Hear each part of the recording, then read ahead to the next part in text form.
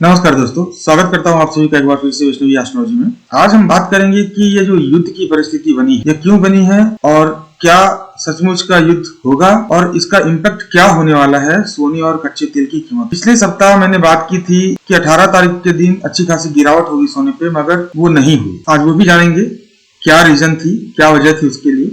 और जो मैंने कहा था कि तेजी तो होगी मगर उतना ज्यादा नहीं, मगर ये तेजी बहुत ज्यादा, यह क्यों हुई इसकी भी चर्चा करेंगे। और आने वाले दिनों में क्या इम्पैक्ट रह सकता है उस नए परिस्थिति का, वो भी हम चर्चा। इससे पहले आइए देखते हैं कि 2022 में जो युद्ध यूक्रेन और रशिया के बीच हुआ था, उस समय क्या ग्रहों की स्थिति थी और किस तरह से उसने अपना काम किया। तो ये जो आप देख रहे हैं, ये यहाँ पे आप देखिए, इस जगह 31 जनवरी 2022 से सोने में अचानक से तेजी आई और यह चलती रही करीब करीब मार्च 8 तक। 8 मार्च के बाद फिर से यह कंटिन्यू सोना गिरता हुआ दिखा हमें। यह वह समय था जब यूक्रेन और रशिया के बीच में एक युद्ध का आरंभ हुआ था। अब देखते हैं कि उस समय क्या स्थिति थी। यहाँ पे देखेंगे तो यह 31 जनवरी का चार्ट है आपके सामने। यहाँ पे यह मैं इसलिए बता रहा हूँ ताकि आपको भी थोड़ा सा समझ में आए कि किस तरह से ये काम करता है। ये देखिए, प्लूटो है। 31 तारीख के दिन चंद्रमा प्लूटो की युति हुई, बुध भी साथ में था। बुध किसी भी प्रकार के न्यूज का कारक होता है, तो प्लूटो के बीच में जो संबंध था उस वक्त राहु का और केतु का, यह युद्ध की परिस्थिति उत्पन्न की थी दोनों देशों के बीच में। मगर इसकी वजह से मार्केट में हलचल हमें 31 तारीख से दिखना आरंभ हुआ, क्योंकि इस एस्पेक्ट को चंद्रमा ने एक्टिवेट किया। चंद्रमा की स्थिति साथ में बुध की स्थिति, दोनों की स्थिति, इस परिस्थिति के बारे में जानकारी लोगों तक पहुंचाई, जिसकी वजह से यहां से एक तेजी हमने देखा। अभी देखिए, यहाँ पे अगर हम देखें तो यह है नवांश युति उस समय की। प्लूटो के साथ नीच का बृहस्पति और बुध दोनों बैठे हुए हैं। अब बृहस्पति नीच का है, बुध किसी भी न्यूज को हम तक पहुंचाता है, तो प्लूटो का जो संबंध था उसी को बुध ने सभी को बताया और वहां से एक सोने में तेजी हमें देखने को मिली। ये जो चार्ट मैंने आपके सामने रखा, यहाँ पे जो स्थिति प्लूटो की थी वही स्थिति आप अगर देखोगे यहाँ 18 नवंबर के दिन भी है। यहाँ पे अगर मैं आपको दिखाऊं, यहाँ पे भी देखिए प्लूटो और केतु के बीच ये 120 डिग्री का एस्पेक्ट बनने जा रहा है। अब यहाँ पे प्लूटो के साथ सेम संबंध केतु का बन रहा है, ये देखिए, है ना। और प्लूटो के साथ फिर राहु का एक संबंध बन रहा है। अब देखिए, यहाँ पे एक चीज और है, साथ में मंगल का भी संबंध बन रहा है और ये बना हुआ है कुछ दिनों से। मंगल का संबंध प्लूटो के साथ 180 डिग्री, जो युद्ध का कारक होता है। मैंने पिछले वीडियो में भी बताया था कि जब कभी मंगल या प्लूटो का संबंध बने तो उस समय युद्ध की स्थिति या युद्ध से संबंधित कोई न्यूज मार्केट में आएगी।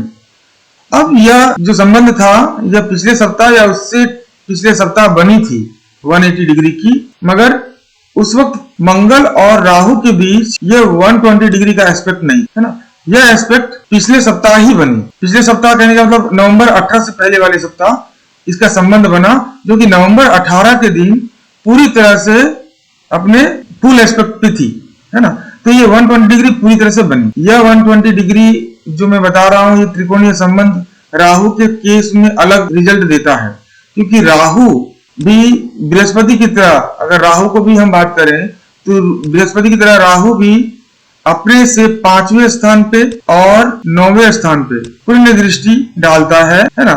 ये पूर्ण दृष्टि डालता है और 7वें स्थान पे तो डालता ही है सारे ग्रह, तो 5वें और 9वें पूर्ण दृष्टि डालता है। तो राहु की यह दृष्टि जो मंगल पे पड़ी, यहाँ पे मंगल नीच का है। नीच का होने की वजह से मैंने बताया था कि इसके अंदर में उतनी शक्ति नहीं है युद्ध की परिस्थिति या युद्ध को जन्म दे सकती, है ना। इसी की वजह से अगर आपको याद हो तो ये मंगल और जब प्लूटो के बीच में जो संबंध बना था, उस वक्त एक न्यूज भी आई थी कि जो अटैक इजराइल ने ईरान के ऊपर में किया वो उतना ज्यादा क्षतिपूर्ण नहीं थी। इसकी वजह से क्रूड का रेट बहुत ज्यादा गिर गया। मगर राहु की दृष्टि पड़ने के कारण क्या हो रहा है, यहाँ पे एक तो नीच का मंगल, ऊपर से राहु उसको भड़का रहा है।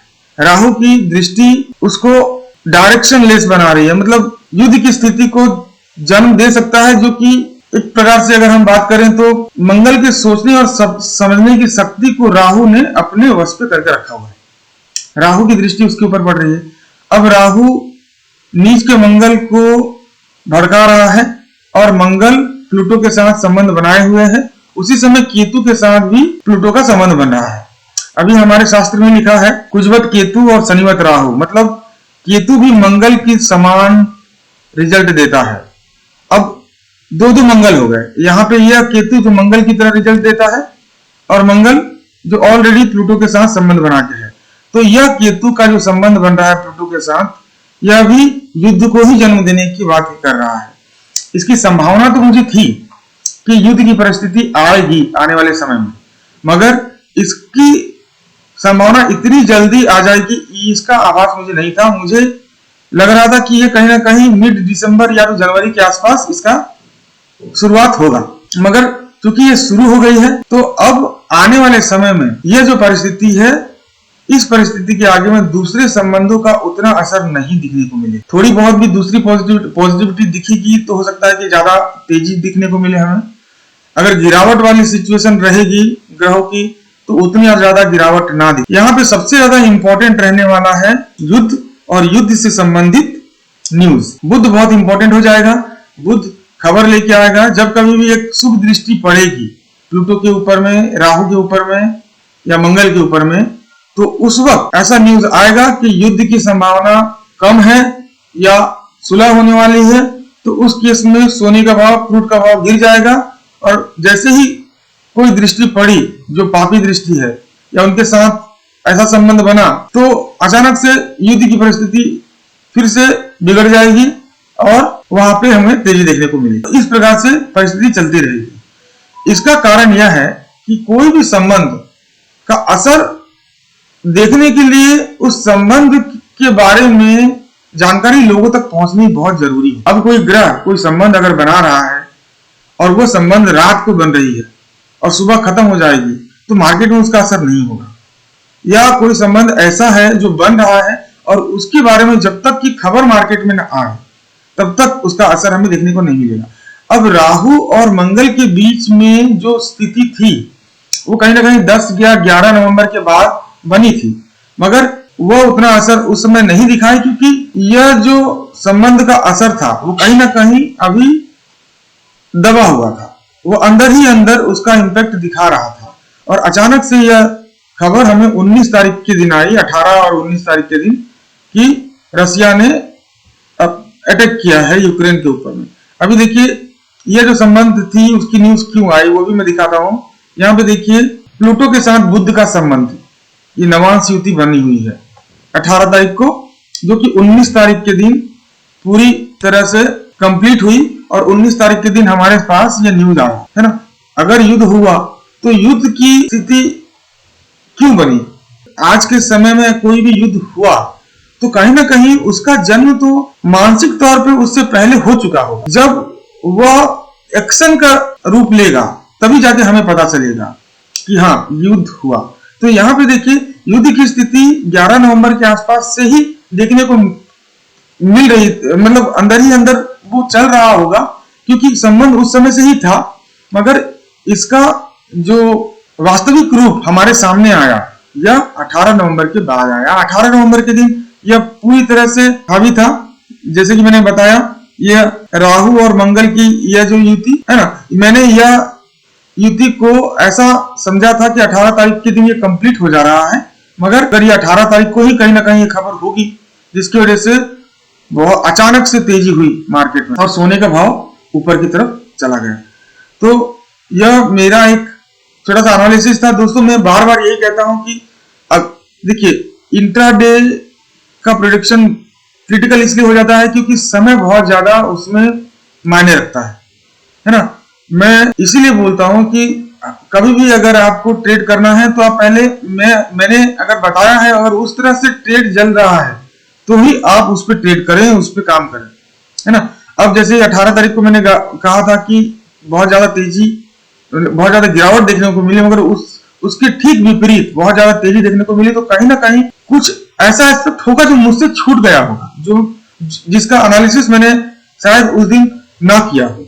तो मेरा अनुरोध है कि आप अगर मेरे विचारों को अपने कार्य में लगाना चाहते हैं तो पहले आप देखिए कि उस तरह से वो काम कर रहा है या नहीं। अभी जैसे कि मैंने 27 तारीख तक की बातें पिछले वीडियो में करी थी कि 27 तारीख तक यह तेजी देखने को मिल सकती है। 27 तारीख तक इसलिए मैंने बात की थी क्योंकि मंगल और सूर्य का भी एक नवांशयुति या त्रिकोणीय संबंध हो रहा है। अभी 25 तारीख के दिन राहु और सूर्य का संबंध होगा, उसके बाद फिर मंगल के साथ सूर्य का संबंध होगा।